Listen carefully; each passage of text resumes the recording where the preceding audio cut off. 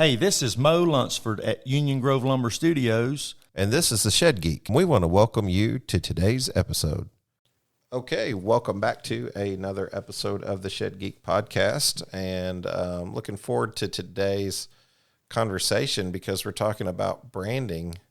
And what better to have a brand strategist, writer, designer, creative director, speaker, author, so many more things on the topic of branding, which I think is so needed and just an interesting conversation for the shed industry.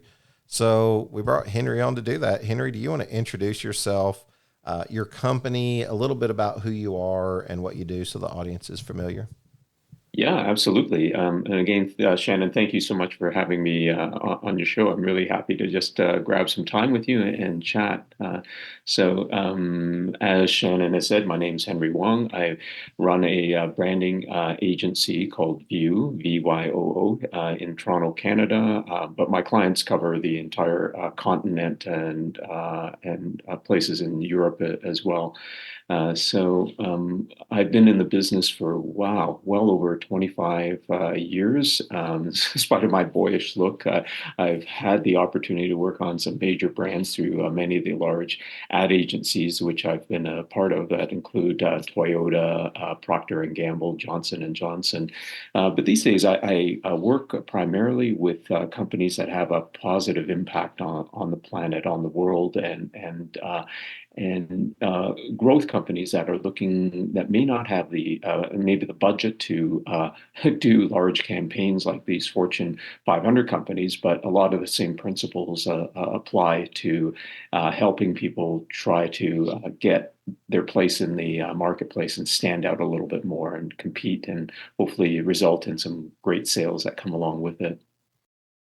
Oh, pretty amazing. I love to hear, immediately when you hear the big names, something happens, right? And look, we just jumped into branding without even intentionally doing so because the thought of a big name like Toyota, it could grab someone's attention enough to be like, oh, well, that creates some clout with Henry here today, right? Like he's worked with Toyota and that's a big brand.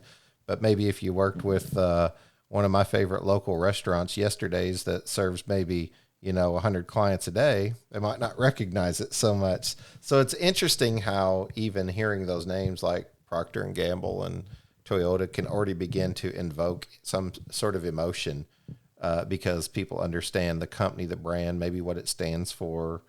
Apple comes to mind, Coca-Cola, Harley Davidson, all those guys, right? You hear those names. So I'm super excited about today's conversation and how it relates to sheds. And Yeah. But, real sorry, I was quick, just going to add, so I was just going to add, Shannon, that in spite of the big names, these days I really enjoy working with the owner operator, the entrepreneur, because these are people like many of your audience who, don't have the big budgets, don't necessarily have the resources to succeed, and they're flying often by the seat of their pants. So being able to help and guide people who are looking to try to improve their business is really what I truly get excited by. great point, great point. And yeah, that definitely matches our demographic. We always ask people oftentimes when we go to restaurants, like if you were going to buy a storage unit, like a shed, where would you go to buy one? Just to kind of get people's thoughts, just to kind of see, is brand working?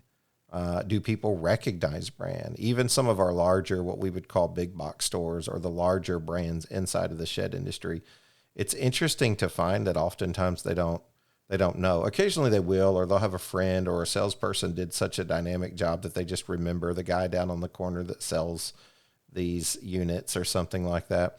I always find it interesting that I almost always hear Lowe's or Home Depot. I don't know. I guess I'd just probably go Hmm. to Lowe's or Home Depot. I really don't know.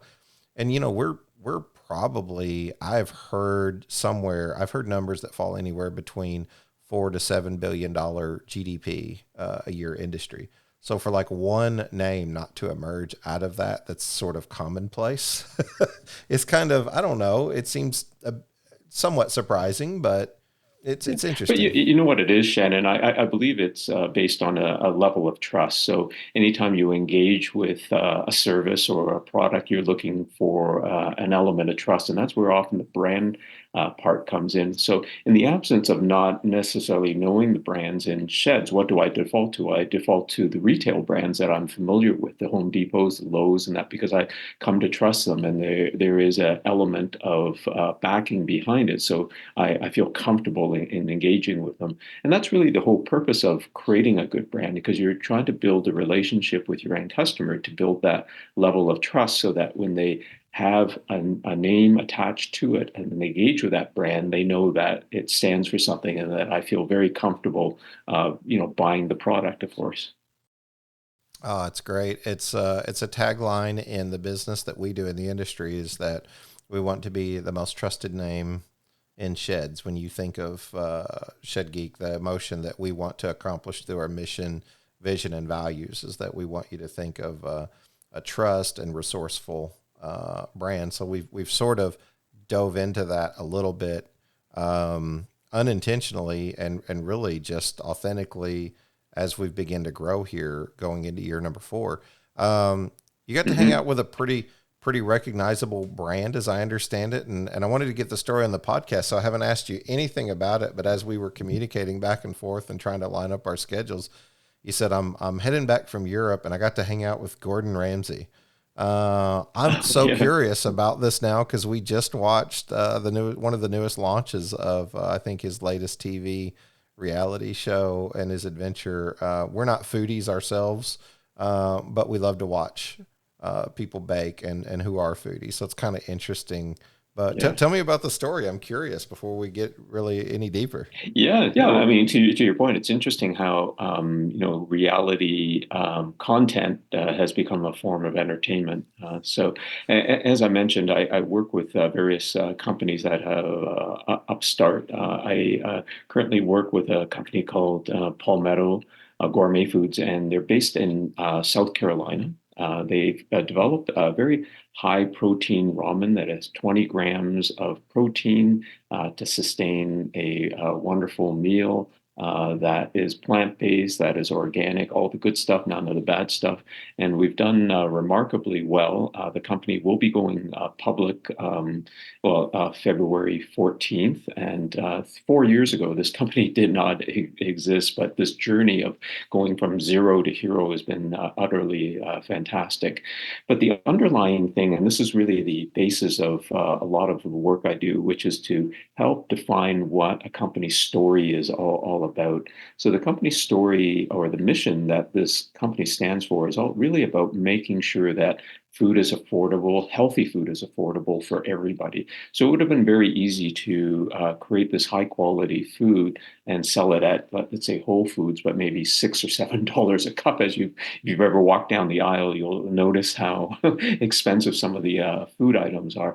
But the big challenge was to get it down to under $2 or about $2 a cup, which is very much in the reach of people. So 20 grams of protein gives you the equivalent protein of 3 eggs. So, for that amount of money, you could eat decently healthy.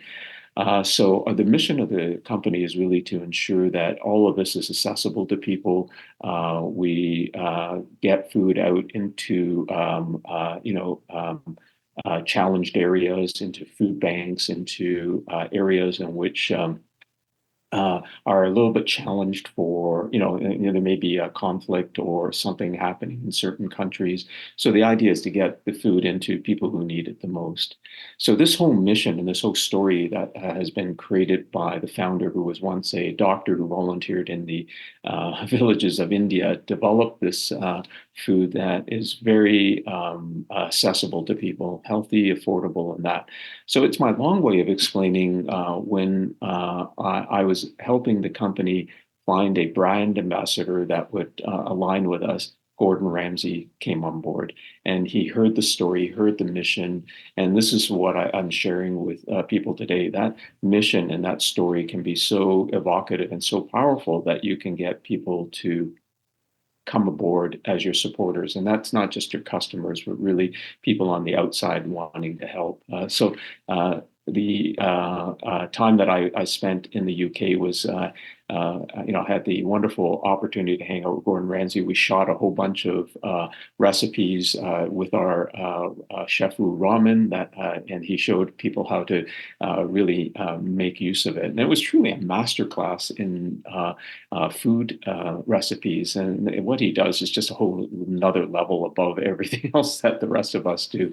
But so entertaining, and he was just such a wonderful human being and a great supporter of what we're trying to do. So that was my time in London. Have you ever had a customer ask you about how to supply power to their shed? Do you sell electrical kits as an upsell for your sheds currently? Do you want an easy, no-hassle option to offer for your customers when they want to add electric to their sheds? Check out EcoEthics Solar. EcoEthics Solar is looking for shed manufacturers and shed dealers who want to be able to provide a solar electric option to their line of sheds. With EcoEthics Solar, you can purchase the Sunsaver, a solar product specifically designed with the shed owner in mind. Want to offer a larger product that can operate a full tiny home? At EcoEthics Solar, they have the necessary product, training, and capacity to meet your customers' needs. Installation for the Sunsaver is simple and takes just 45 minutes. You can even install it right there on your sales lot or at the manufacturing facility. EcoEthics Solar even provides hands-on in-person training if necessary. Plus, they will provide you with video tutorials and handouts with specific installation instructions that keeps adding a solar-powered electrical system to your shed fast and simple. In many cases, the end user can even perform the installation once the shed is delivered to their home. If you are interested in purchasing a unit for display and then drop shipping your orders or even ordering multiple units to have available as you build, contact my friends at EcoEthics Solar at 336-250-1284 or email sales@ecoethicsolar.com. Well, I think it's very cool. There's not too many names in the realm of reality, as you say, as a form of entertainment, in which the name Gordon Ramsay doesn't show up. So I think it's really cool. I was really looking forward and anticipating to sort of hearing the story. And what I really took away from that is even more so when you talked about Palmetto, knowing that South Carolina, or as they would say, South Carolina. I can't say it exactly just as well as they do. Yes, you're absolutely right. North Carolina, yeah. South Carolina.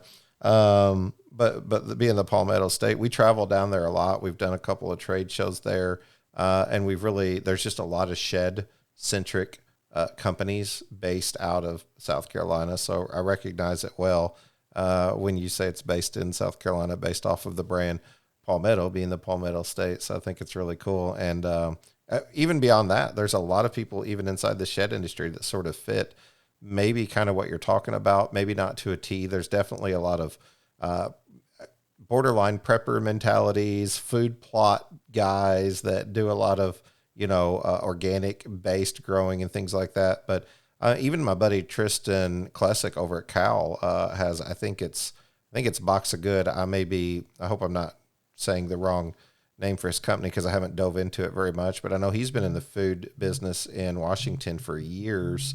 I think 25 years he's been building something like that. But even around here, in the Amish and Mennonite communities, the plain communities that we speak to or that we may service through the shed industry, there's a lot of calls that we get that I think about my buddy Randy, who used to be in the watermelon business. It was such a great story. I mean, he was the largest watermelon supplier south of the Mason-Dixon, him and his brother, I think, at one point. So those things are always interesting, and I love to see the little odd connections that come out of the shed industry. I mean, it's there's a lot of chicken farmers and a lot of dairy farmers. So all those things come back in a lot of those conversations. But so it's interesting to hear you for sure say that. Anyway, let's move on from there and let's talk branding. One of the things that I feel like we noticed, I know you may not be shed specific with your branding knowledge, but you can bring a lot of value to it with the information you do have that maybe we need. And when you're a small company and you're trying to get started, what is the most success that you can have trying to create that brand? Where does logo come in? Where does color palettes? Where does branding guidelines come in? Are those things that you think about whenever you initially try to set up branding, or are you kind of coming at it from a different perspective? I'm curious.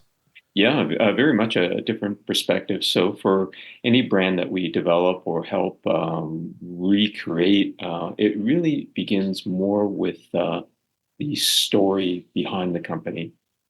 And what I mean by that is every brand that you see there out in the marketplace has an element of story. It stands for something. It means something in the marketplace.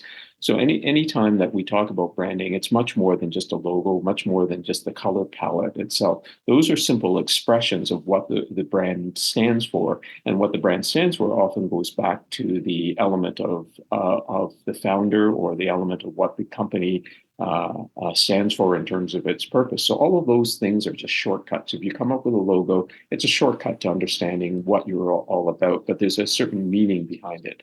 I'm looking at the upper right or upper left corner of your logo, Shannon, and it's very defined around who you are. So that has a certain meaning. So I bet if I ask you why, what is the elements that have come together to form your brand, because it's indicative of the way you dress and the way you present yourself.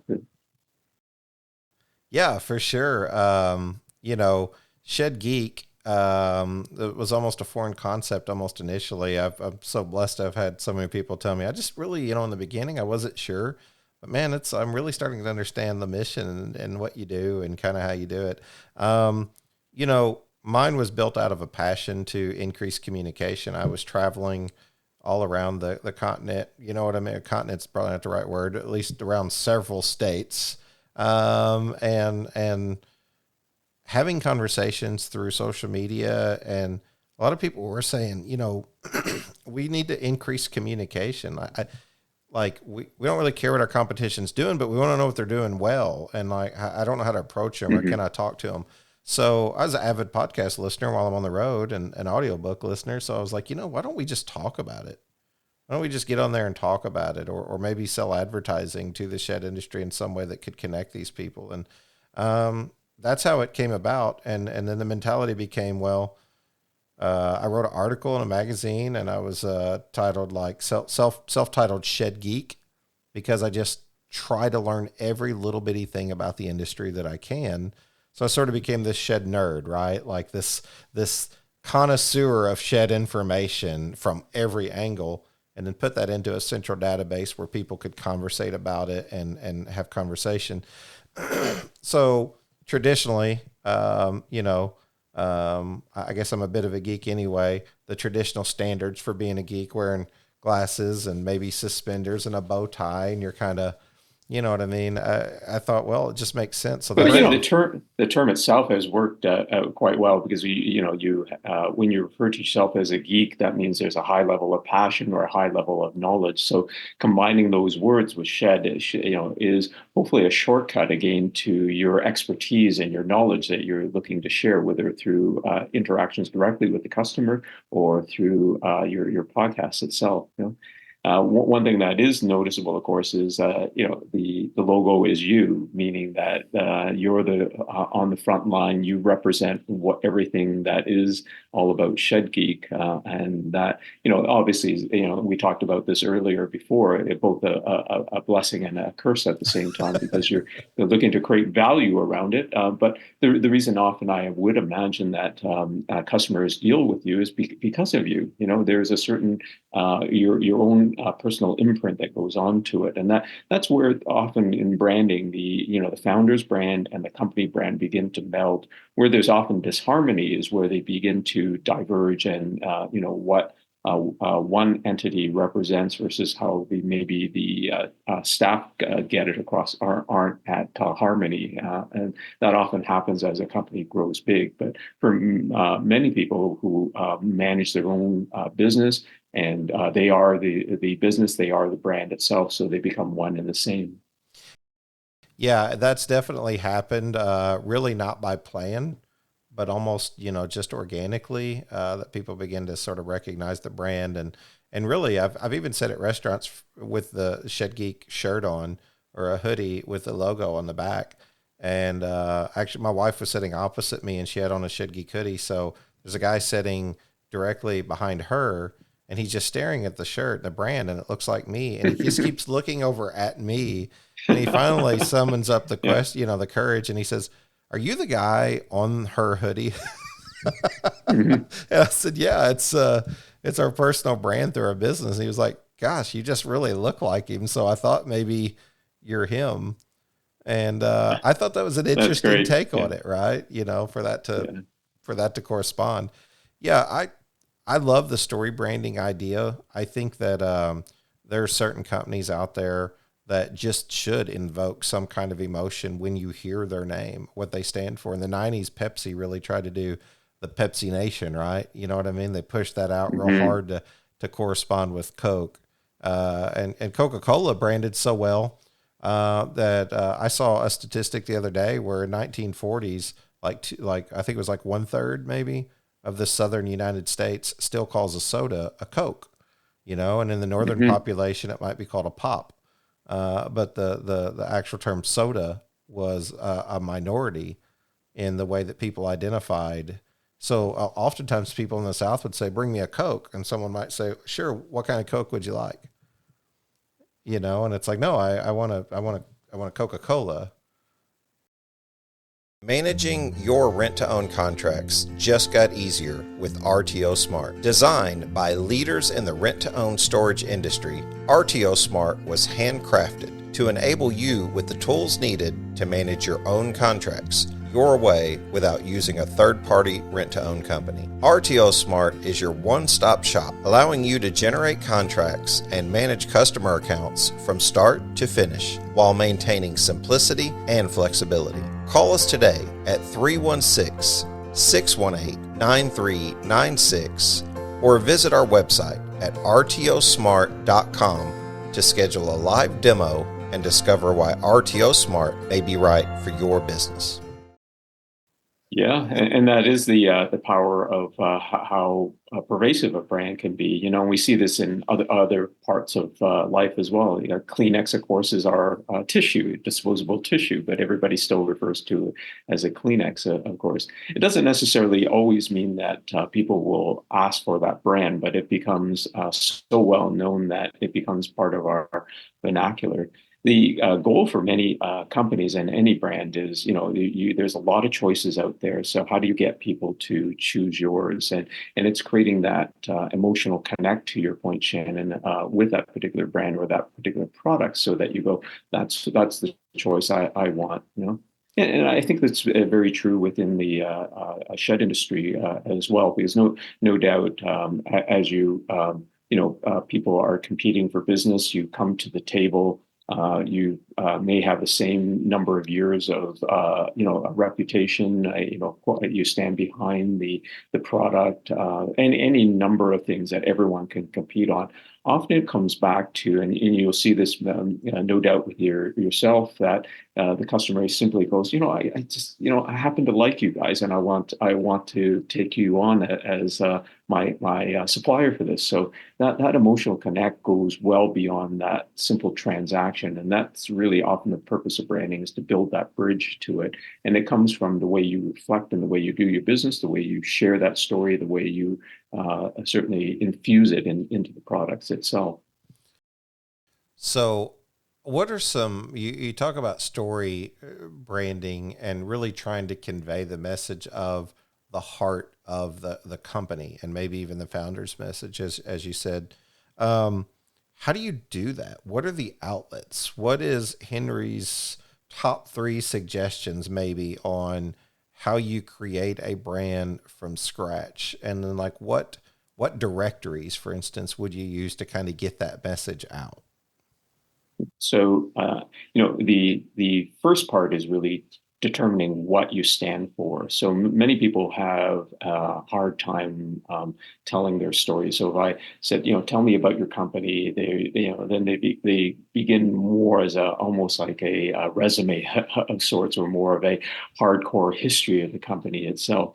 Really, what it comes down to is, what is it that you stand for? Is it about the quality? Is it about the construction? Is it about the interesting designs? Is it about the the knowledge base, all of that applies, but it has to reflect well back to what you're all about as a company or as the founder brand or the entrepreneur running the business. Once you establish that, you find different ways in which you can tell that story. And what I mentioned about shortcuts also include advertising or coming up with that sort of core message. Above all else, what is your core message? Meaning, it doesn't have to be a slogan, but how do you articulate it in, let's say, 6 simple words? And I use that, those 6 simple words as part of the exercise, because often what happens is if you imagine driving by on a highway and passing a billboard, you don't have much time other than to take in one image and full set of words. And usually the research shows that no more than 6-7 words about what people can take driving at 60 miles an hour along a road. So if you can encapsulate what you're all about in those 6 core words, then you really have the basis of what you stand for and what your message is. And the work that we do is often to get to that point through different inputs, such as research in the market, understanding the company itself, understanding the founder behind it, of course. So once you've established that, you have a message that you're trying to convey, and you bring that to life either through visuals, through different messages, through content itself, because everything that you're doing, for example, Shannon, is based on you being this wonderful expert in this industry, hence Shed Geek. So you could talk for hours, no doubt, on the topic because you're that knowledgeable and that well-versed in it, and it shows in the content. So you're using content as a way to attract people by demonstrating your expertise and sharing a high level of knowledge. And that's a terrific way at it. For everybody else, they may not have the means by which they can do it. But the first thing, to answer the second part of your question, which is really taking your message to the market, it involves and surrounds where your audience is and who they are. And that could be geographically, it could be a certain type of segment of it. You can't be everything to everybody. And certainly most of us do not have the budget to blast a message everywhere. So one of the mistakes that many brands or small businesses make is really just putting out a large message that everybody sees, but really not the people who are their true audience. So the first thing I would do is ensure that you do an analysis of who it is that is your potential customer and where they are, and be able to localize and focus that, because that's a better use of the funds and money that's spent to it. And this is why Google ads have succeeded so well, because you're able to do all that targeting itself. The directories may work depending, again, on your audience and that, but often those elements can be quite disposable. It used to be back in the old days, Yellow Pages was a great way. You go to that section, you look it up, and there you were amongst everybody else, and hopefully you stood out with something that would attract someone to give you a call. But these days, the calling card, of course, is everything that you put yourself online. And taking this further, it really is a presence online that we're looking to often build. You have the requisite website, you have the social media, all of which is to enhance your reputation and ensure that people feel comfortable dealing with you. So those are often the fundamentals. From there, how do you push out the message to people? Is it at trade shows where your audience might be? Is it the local bench advertising that people will drive by in certain neighborhoods and that? There's no magic formula to it, but it's really truly understanding where your audience is, where your customers are, and who they are, so that you can talk to them. So one of the things we do is define that customer. You make up a profile of who they might be. Is it a certain individual, a certain demographic, a certain income level? Once you understand that, then perhaps you're a little bit closer to understanding how you can reach out to them and connect with them on that basis. At iFab LLC, our passion is welding, fabricating, and design. That's why in 2015, we began to commercially market our product to the shed, portable building, and mini barn industry. Our product is primarily used to build trusses. Our truss saw system cuts boards in one motion, and our truss press system installs and presses the gusset plates to a finished truss. We custom fabricate jigs that assure perfectly symmetrical truss setup without error. We also have other products designed to help your shed builder increase quality, efficiency, and save money.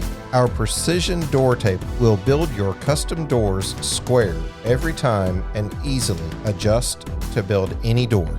For products like these or other custom fabrication services for your barn shop, visit ifabllc.com or call 563-422-7496 or simply email us at ifabllc@gmail.com. I love it. We had a chance to speak at a engagement recently. We were invited over. Maybe much of the industry is familiar with Matthew Black and Shed University. So one of the local trade shows, we were invited as a guest to speak. We have sort of a couple legs that sort of hold up the table of the Shed Geek brand, and two of those that have launched recently in Shed Geek Marketing and Shed Geek Rentals, with maybe one more to launch. And then Lord help me, maybe I can just rest after that if I can learn to slow down a little. But as we were speaking on that, the marketing aspect seems to take front and center for me around these conversations about branding, because one of the things we really try to do from the onset is create a brand that can be understood and relatable. If somebody's talking to us about Google Ads, you mentioned Google Ads, even Meta ads, and some of the conversations we've had with others have become so important here lately in understanding how to convey that information. I'll give you a perfect example. Someone recently said, social media, let's take Facebook, which has been around for a long time. It's common, definitely more common in our industry than say like Instagram or TikTok, because people just haven't embraced those technologies yet. And they may not understand in the more rural communities that, Instagram almost is a search engine for some of the younger crowd, where they'll use it to find a place to eat as opposed to Google or things like that. So it's just, maybe it hasn't hit in our more rural communities specifically, or even TikTok. But that's why everybody's going for that viral magic, trying to create that something that gets, the recognition that the Yellow Pages used to do by trying to grab your attention with a logo or something that just caught your attention above all else.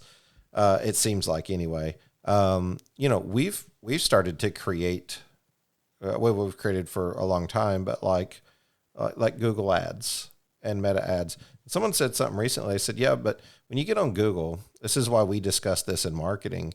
When you get on Google, it's a more qualified lead, because it's someone there looking for specific information.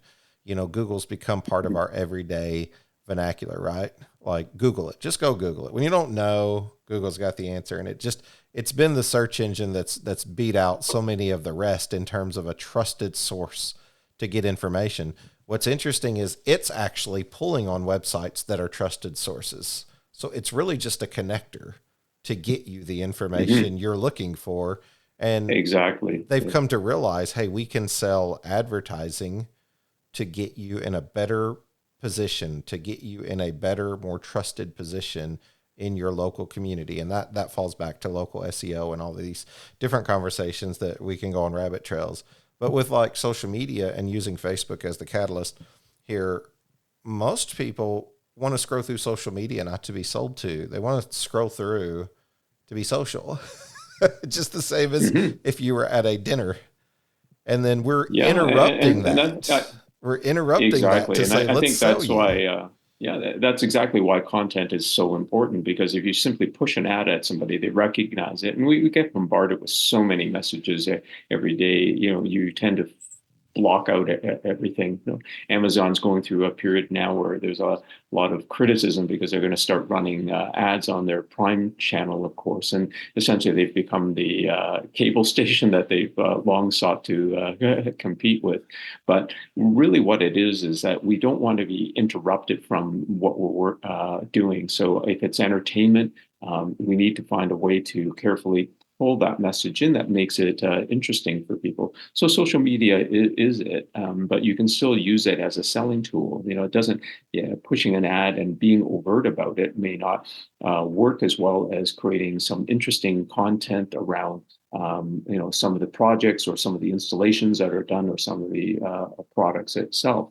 I saw these wonderful, and I was hooked on it for a while, these YouTube videos of a power washer business. And for some reason, it ended up on my feed, but they did a wonderful job of just demonstrating the work that they did and, showcasing different properties that they had power cleaned. And I wasn't in the market, but I knew it was just sort of very captivating to watch, this little bit of process. And for, the shed industry, that is even more engaging because you're dealing with construction. And for some reason, we love seeing things built. And that in itself could make for some wonderful content where people can see it. And along the way, while they're viewing it, they get a sense of the quality of construction or the elements that come into making this a quality product that is attached to the company.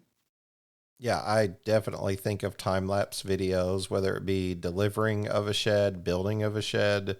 Those things just capture attention. I was hooked on the same power wash cleaning videos because it was mesmerizing. And I'll also watch, I don't know if you've seen the guy who mows lawns, but he's created content by going around and taking a really, really rough looking yard and volunteering to mow it for free one time.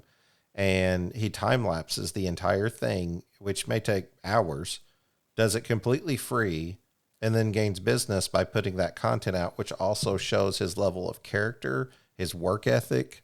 It shows, what you can expect. And then it has almost this double entendre when, oh, by the way, we're charitable. We've done this for free for someone who kind of had this need, so we're not going to be price heavy, but maybe we're going to charge what our value is. Right. So it creates these things without them even having to think about it, all because we're scrolling through mindlessly and catch a video that says, well, this is interesting. I just love watching him go with that power washer and just clean in a square pattern. And it looks so much more amazing when you're done. And for many people, they might say, we need to do that. We need that done to our driveway. Exactly. And that's the whole trick, isn't it? To try to get you to top of mind. So when the customer is looking for your product or service, they have a certain amount of recall that, gets them to come to your site or come, pick up the phone and give you a call. We sell advertising on the podcast to the industry, and I use that word top of mind common because whenever people say, well, what do you accomplish? I say, well, it's real simple. It's very simple. Like advertising accomplishes two things. It brings awareness to your product or service, or it keeps you top of mind when someone's ready to purchase. And I'm willing to have both conversations. But if you don't advertise, now where are you top of mind when they're looking for a fastener or if they're looking for an RTO provider or marketing? So you want to stay relevant in the conversation for someone who's in the market, who's looking for, I love that term, in the market. I'm in the market for a vehicle. Well, the natural things that begin to come to mind is my first three spots to go is probably my local car dealer, right? And then maybe there's a connection, a local connection with a friend or something, but or maybe they've just marketed well enough for me to know that they're always on my mind. They're always there. They're always available. So I love it. I love everything that you're talking about. Give me some in-depth knowledge for Henry and View brands and sort of how you attack this, how you approach this. I mean, maybe a little more detail. I know that you're an author. You've got a book. It's probably, you say it's at Barnes and Noble and on Amazon. Give me a little details about Henry specifically, and if a shed guy was interested, what does he need to know? So I during COVID, I had the opportunity to a little bit more free time as my team was working in remote places to spend writing a lot of what I had learned over the last 25 years on big brands and applied it to more people brands. So I began noticing that many people would approach me. Unfortunately, they couldn't necessarily afford the fees to try to bring their brand to life. So the book was really meant as a shortcut to that, and it applies a lot of the methods and ideas that I have put together in the process as I go with products and services, but for people. So easy read. Hopefully, people will get some value out of it. If they would like to try to get hold of the book, just go to my own personal website, henrywong.co. There's the book, and it has the retailers listed that you can acquire it from. Amazon carries it, of course, and it's just maybe a good guideline to everything we talked about today, and a little bit more of a self-help approach to doing some of your own. Whether it's marketing or branding, both for, because the same principles apply for yourself as well as it does for the company and in determining your message and so forth. We actually kind of talked about this a little bit before we got on, and I figured I'd bring it back up. You're in Toronto, Canada, and we were talking about sheds. And as you begin to ask more questions about the details of sheds, words began to emerge about granny pods, and words began to emerge such as, during COVID, people were looking for ADUs or home offices or things like that. And we experienced that in real time. Our industry actually saw a massive increase during that time because we were able to sort of serve multiple needs with construction, right? When you dream with someone, it can be a shed for your lawnmower, but it could also be a home office or a home gym or a music studio or, whatever it is that you want. And, we saw that increase, especially as people begin to stay home. But I found it interesting that as me and you even navigated through the formalities, that the term granny pod showed up. Yeah, I think it's a term that has often been used, like in the city where I live. For the longest time, granny flats were really wouldn't pass the bylaws because it was a separate structure on the same property. In a lot of the urban areas where density has become and housing has become so expensive, many cities are looking for those alternatives. So a lot of this is happening where I am in terms of laneway houses or granny flats and granny pods that have been built, or a way for people to extend their house by putting an office on as a structure outside. So super fascinating things, and there's been some wonderful design that seems to integrate. So yourself, Shannon, it's not just simply a utility shed or simply a structure. There's so much more that you can do with it. And I think, again, those aesthetics, very similar to branding, helps it stand out. It's the design of it that often appeals to people. It's the uniqueness of it. And it's great to see that a lot of this is happening, because it just allows people to enjoy life that much more. And you wouldn't think that, but a shed is very much like an extension of your home in my mind, and your home is where the heart is. So why not extend that to be part of your property? And so why should it be a utility? There has to be that emotional connect that comes with it. This is really the whole element of marketing, is to connect with people on an emotional level. So if you understand that and understand where people are coming from, I think you can find a pathway to those sales, hopefully in the future. I love it. I'm looking at all the different links that you have here for, View Brands, and even your personal site here at henrywong.com. I love the tagline from the beginning. In this world, everything and everyone is a brand, and it's really just trying to figure out how to convey that message. What should people know about Henry and all the components of you and the companies that you're connected with? What does Henry's brand say? Today, we have something truly groundbreaking to discuss: the Zula from Mobino Solar Solutions. This incredible shed ventilation system is set to redefine how we approach air circulation and energy efficiency. A shed ventilation marvel. With 3 robust fans generating 630 CFM, 2 fans usher in a breath of fresh air, while 1 strategically expels staleness. What's groundbreaking? It's solar powered.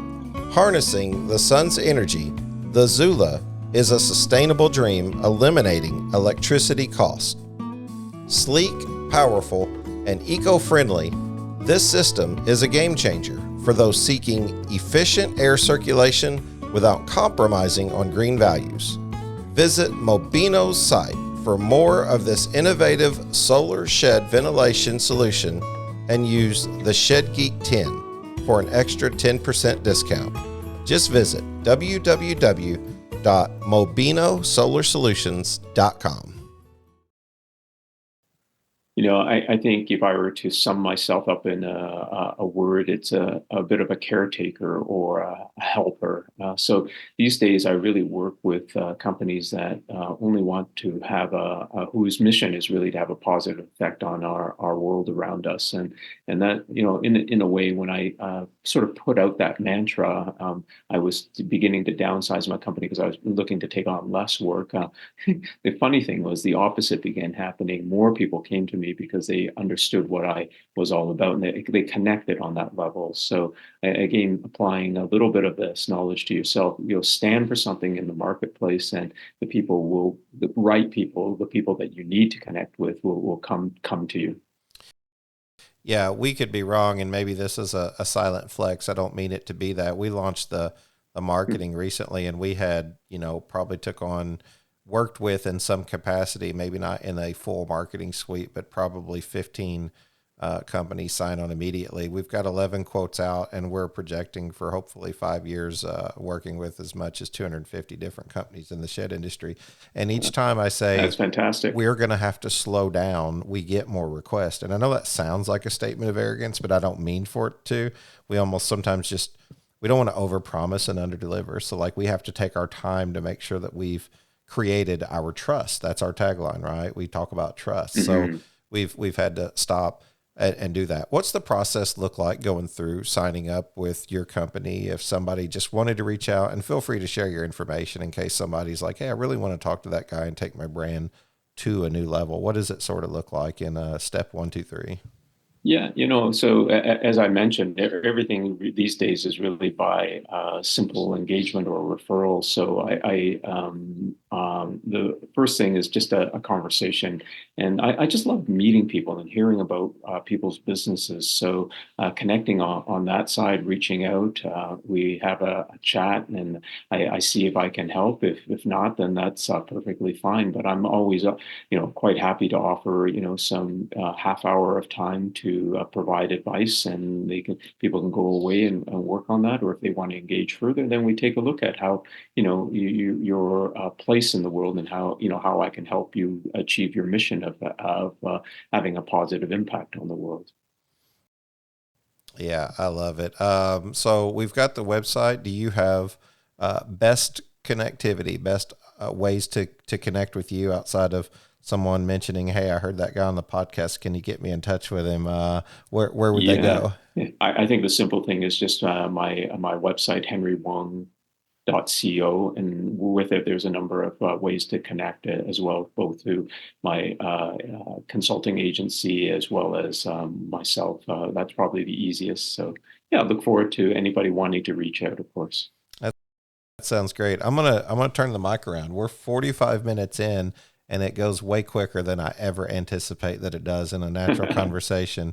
It always does. It does. It really does. But I wanted to give you the opportunity we give people in the past, not that you should so desire it, but if you do, to interview me for a moment. Turn the microphone around, podcast questions, shed questions, you name it. Nothing's off limits. Just in complete transparency, we try to do this with every guest so that they can maybe surprise us with a question we didn't anticipate maybe. So feel free. If you have questions that you want to ask, I'll do my best to answer it. Sure. I think a couple.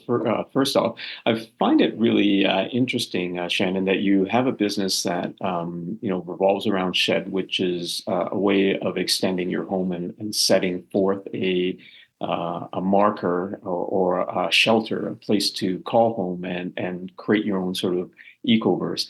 At the same time, you sound like such a well-traveled person. So there's a bit of a dichotomy that I'm interested in. That on the one hand, you create elements that make you enjoy the home life really well, but at the same time, you're out traveling the states.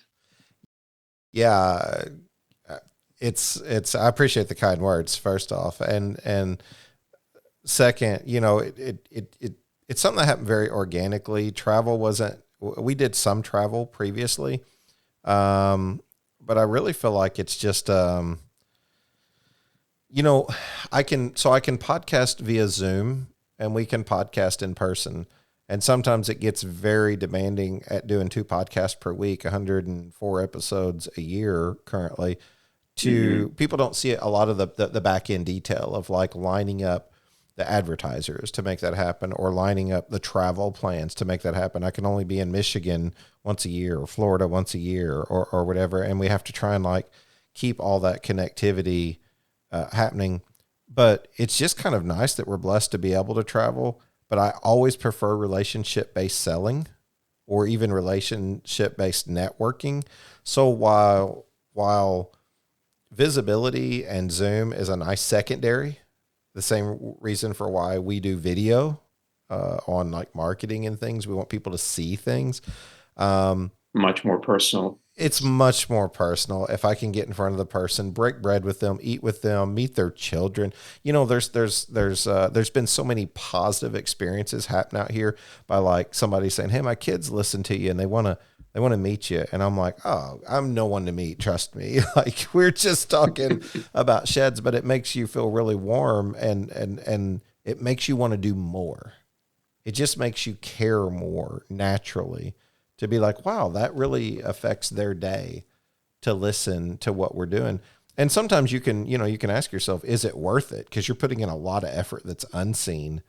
And man, it's always worth it. So if I can get in front of people, so well-traveled, I appreciate that. Maybe we're fairly domesticated, but we've got a long way to go. We're trying to understand culture more. We've embraced the Amish and Mennonite culture, the plain community, and I try to just learn more about that. I don't know. I'm a student of people, Henry, maybe is the best way to say it. I just love people. And yeah, I think you're absolutely right. Shannon, I think the best way to educate yourself on the world is to get out there and just meet people. Sure. They're not at all what you read about, and what you believe is sort of a defined stereotype is completely wrong until you actually meet the person and understand that each of us are individuals and human beings and come from different places. So I think I encourage everybody to get out in the world and just see it and meet people. One thing that you talked about earlier, of course, is working with your wife and son. How are the dynamics of that as a business owner? Because not everybody can do that, but seems like you found a successful way at it. I just tell them to toe the line and don't take anything, I'm just kidding. Me and my wife have been together since I was 15 years old, so we're a bit of a well-oiled machine at this point in terms of our relationship. Some husband and wife teams can't work together. Me and her can't not work together. So for us, we share such a closeness that, we try to communicate on every level, even in our business. And some people prefer to keep that separate. That's amazing. My son was going to college and, he's much more entrepreneurial minded than he realized once he went to school. He's a very smart kid. I love to brag on him. I know it embarrasses him. I always tell people, he had a 4.2 GPA on a 4.0 grading scale. He's never studied a day in his life. And I love that he's naturally intelligent. He's everything opposite of what I was as a child. And he's been so fun and easy to raise. He's just a good kid. And he got there and he said, wow, I really don't feel like this is where I'm supposed to be. I really feel like I'm supposed to come back home. And he's actually embraced being very involved with us in the business. And what's beautiful is I can give him work and he picks up on it twice as fast as I ever did whenever I was learning it. So now it creates sort of this synergy between the three of us. And I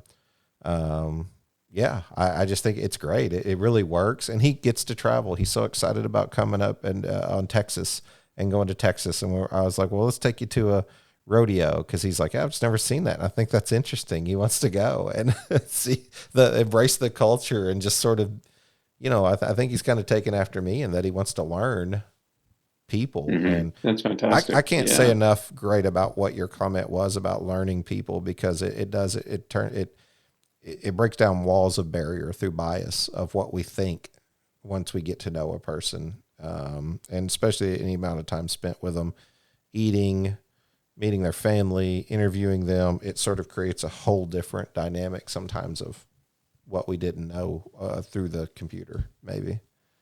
Yeah, absolutely. It does. Yeah. Well, hey, I appreciate having you on today. My wife's been after me, telling me you got to quit talking for 1:10, and we're at 50 minutes in. So, I mean, an hour and 10 minutes. So we're 50 minutes in. So I'm trying to do well, dear. I'm trying to do well. She's going to be the one editing this, so she'll get that. But Henry, if you'll stay on here, we'll just chat for a bit, but I'll go ahead and end today. Was there anything else that you wanted to say? I feel like we could talk 2 or 3 more hours and probably about branding. Sure. It's unfortunate we didn't get a chance to break bread in person, but really terrific to hang out with you for this time. So thank you for having me. Well, maybe we could make it happen one day. There's always follow-up. There's always content to create. So you just never know. Hey, this is Mo Lunsford in sunny Union Grove, North Carolina, and we want to say thank you to all the guests and listeners.